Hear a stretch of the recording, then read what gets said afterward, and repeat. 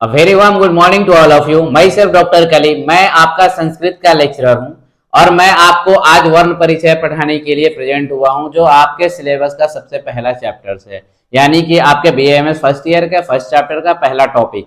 ऐसे ही ढेर सारा लेक्चर्स पाने के लिए और पूरी बीएएमएस कोर्स पाने के लिए, फर्स्ट प्रूफ और सेकंड प्रूफ या थर्ड प्रूफ का पूरा लेक्चर्स फ्री पाने के लिए, free of cost, zero cost पे आप पाने के लिए आप मेरे चैनल पे नए हैं तो सब्सक्राइब कर दे।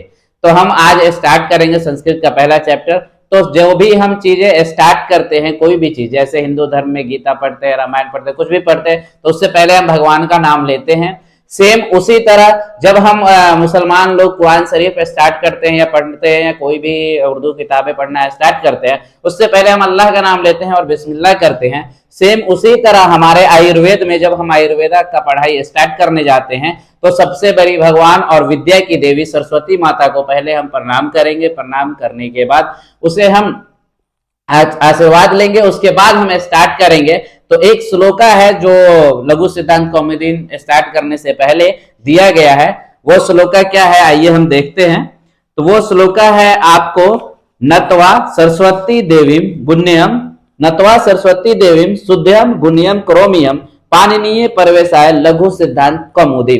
इसका मतलब ये हुआ कि हे सरस्वती माता, मैं आपके सामने नतमस्तक हूं, मैं आपको हाथ जोड़ करके प्रणाम करता हूं और ये एक किताब बना रहा हूं मैं, लघु सिद्धांत कौमुदी, जो संस्कृत के ग्रामर का किताब है, यानी व्याकरण का किताब है, उसे हम बना रहा हूं और स्टार्ट कर रहा हूं पढ़ना। तो आप हमें बुद्धि दे और शुद्ध और गुणवान बुक है, उसके लिए हमें बुद्धि दे और सारी चीजें हमें अच्छे से समझ में आ जाए, इसकी कृपा बनाए रखे। तो आइए अब हम स्टार्ट करते हैं, सरस्वती माता को आशीर्वाद लेते हुए अब हम स्टार्ट करते हैं चैप्टर्स।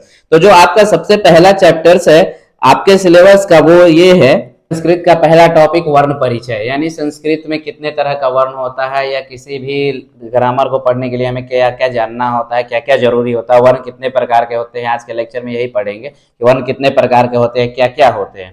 तो आइए स्टार्ट करते हैं।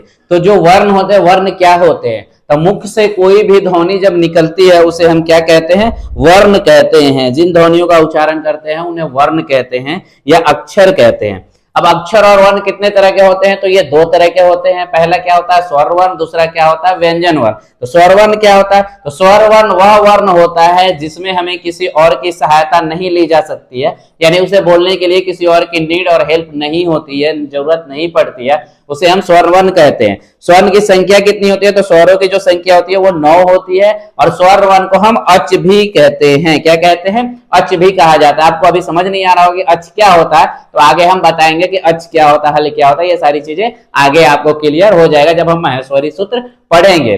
तो स्वर वर्ण की संख्या 9 हो गई। स्वर वर्ण कहते किसे हैं? जिसमें किसी भी की सहायता की जरूरत नहीं होती है। उसके बाद आता है व्यंजन वर्ण। तो व्यंजन वर्ण वह वर्ण होता है जिसको बोलने के लिए या उच्चारण करने के लिए हमें कहीं ना कहीं स्वर वर्ण की सहायता ली जाती है और जो स्वतंत्र रूप से नहीं बोला जा सकता, यानी इंडिपेंडेंटली हम नहीं बोल सकते हैं, हमें स्वर वर्ण की सहायता लेनी ही पड़ेगी। जैसे क बोलेंगे तो इसमें अ की मात्रा आती है, यानी स्वर वर्ण की सहायता ली जा रही है, तो उसे हम व्यंजन वर्ण कहते हैं। व्यंजन वर्ण में जो दूसरी तरह का व्यंजन वर्ण होता है उसमें हलंत जब लगता है, तो हलंत लगने वाला जो व्यंजन वर्ण होता है वो कौन सी होती है? उसे हम कहते हैं हलंत्यम, यानी कि स्वर रहित व्यंजन वर्ण, जिसमें स्वर नहीं हो उसे व्यंजन वर्ण कहते हैं, स्वर रहित व्यंजन वर्ण, और उसमें हलंत लगता है नीचे में, उसमें व्यंजन नहीं होता। अब दूसरा जो इंपॉर्टेंट चीज है इसमें पढ़ने वाली वो ये है कि इसकी संख्या कितनी होती है। तो इसकी जो संख्या होती है वो 33 होती है। ये आपको याद रखने वाली बातें हैं क्योंकि आगे काम आएगी।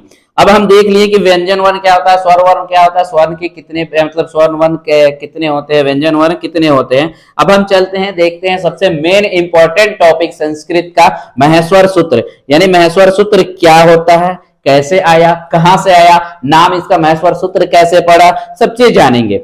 तो महेश्वर सूत्र का उपयोग करके पाणिनि जी ने अत्यंत लघु रूप का प्रदान किया था। महेश्वर सूत्र जो था वो बहुत बड़ा था, लेकिन उसे अत्यंत लघु रूप किसने प्रदान किया था? तो महर्षि पाणिनि जी ने, उन्होंने इसे लघु रूप प्रदान किया था और इसी के हेल्प से पूरा संस्कृत का ग्रामर उन्होंने रचना कर दी थी और पूरी संस्कृत ग्रामर बना दी थी, जो आज हमें पढ़ने को मिलता है और उसी की हेल्प से हम सारे ग्रंथ वगैरह पढ़ते हैं।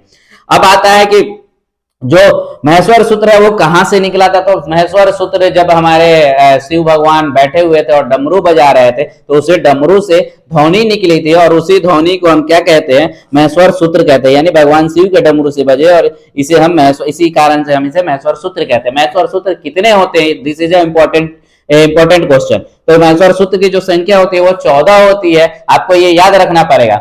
14 में जो पहला 4 होता है उसे हम क्या कहते हैं? अच कहते हैं। जो बाद के 10 होते हैं उसे हम क्या कहते हैं? हल कहते हैं। तो जो फर्स्ट टाइम डमरू बजी थी तो उसमें 4 शब्द आए थे, यानी महेश्वर सूत्र का 4 लेटर आया था जिसे हम अच कहते हैं। जब दूसरी बार डमरू बजी तो बाकी के जो 10 थे जो वो निकले थे उसे हम हल कहते हैं। ठीक है, तो अब आइए देखते हैं महेश्वर सूत्र सबसे इंपॉर्टेंट है। आपको 10 मार्क्स में भी कभी कभी पूछ देता है, कभी कभी 5 मार्क्स में भी पूछ देता है। तो ये सबको एक एक बच्चे को याद होना चाहिए, ये लिखने आना चाहिए, कोई भी गलती नहीं होना चाहिए, क्योंकि संस्कृत जो है ना बहुत भास्ट सब्जेक्ट है। छोटी छोटी चीजें पे नंबर कट जाती है, तो आपको छोटी छोटी चीजों पे ध्यान देना पड़ेगा। अब आइए महेश्वर सूत्र देखते हैं क्या क्या होता है। जो सबसे पहला होता है वो होता है अ ई उन, दूसरा होता है री लिरिक, तीसरा होता है एओंग, चौथा एओच, पांचवा है वरट, छठा जो होता है लन, सातवां जो होता है यम गढ़नम, आठवां जो होता है जबे, नौवां घट 10, 10वां जब गढ़ 10, 11वां खफ छठा चटतव, खफ छठा था चटतव। उसके बाद 12वां जो आता है कपय, 13वां सससर, 14वां हल। ये 14 आपको महेश्वर सूत्र सबको रट्टा हुआ होना चाहिए, टिप ऑफ द टंग याद होना चाहिए। उसके बाद महेश्वर सूत्र पढ़ने के बाद हम देखते हैं कि महेश्वर सूत्र के जितने भी सूत्र थे उसके लास्ट में एक वर्ड आ रहा था जिसमें कि हलंत लगा हुआ था, ऐसे एक पाई खींचा हुआ था, उसे हम हलंत कहते हैं। तो हलंत क्यों लगा था और प्रत्याहार क्या होता है? तो अब देखते हैं प्रत्याहार बनाना। इसमें सबसे इंपॉर्टेंट टॉपिक है प्रत्याहार बनाना किसे कहते हैं, प्रत्याहार का मतलब क्या होता है। तो प्रत्याहार का जो सूत्र होता है वो होता है आदिम नत्यंत संहिता। इसका सूत्र होता है प्रत्याहार संज्ञा का सूत्र होता है आदिम नत्यंत संहिता। अब प्रत्याहार होता क्या है, कैसे बनता है, वो चीज हम आगे लेक्चर में अभी देखेंगे। तो प्रत्याहार क्या होता है? तो प्रत्याहार ये होता है कि जो अपने पहला अक्षर के और लास्ट अक्षर के बीच के मध्य का वादिन का बोधन करता है उसे हम क्या कहते हैं? प्रत्याहार संज्ञा कहते हैं या प्रत्याहार कहते हैं। यानी जो पहला वर्ड होता है और पहला से लास्ट वर्ड होता है उसके बीच का जितना भी वर्ड महेश्वर सूत्र में जुड़ता है या आता है उसी के वादिन के बोधन को हम क्या कहते हैं? प्रत्याहार कहते हैं। अब प्रत्याहार बनाना कैसे सीखेंगे, तो आइए हम आगे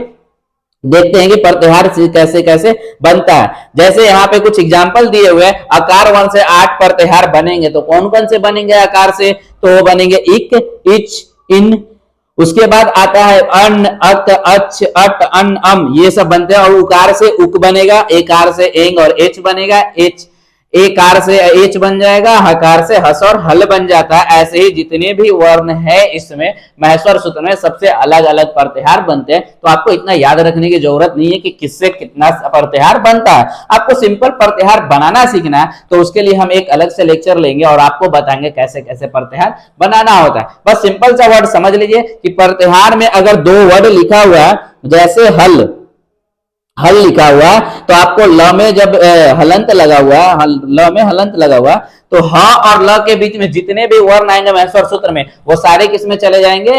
हल प्रत्याहार के बीच में चले जाएंगे, यानी हल प्रत्याहार के वर्ण कहलाएंगे। अब आइए हम आगे देखते हैं प्रत्याहार के बाद जब हम देखते हैं दूसरा टॉपिक क्या आता है। तो दूसरा टॉपिक ये आता है कि स्वर वर्ण हम पढ़े थे, अभी व्यंजन वर्ण पढ़े थे। तो अब आता है कि स्वर वर्ण कितने प्रकार के होते हैं, व्यंजन वर्ण कितने प्रकार के होते हैं, यानी उनके भी प्रकार होते हैं। एक तो वर्ण का हो गया प्रकार, स्वर और व्यंजन, व्यंजन और वर्ण के भी प्रकार होते हैं, स्वर और व्यंजन।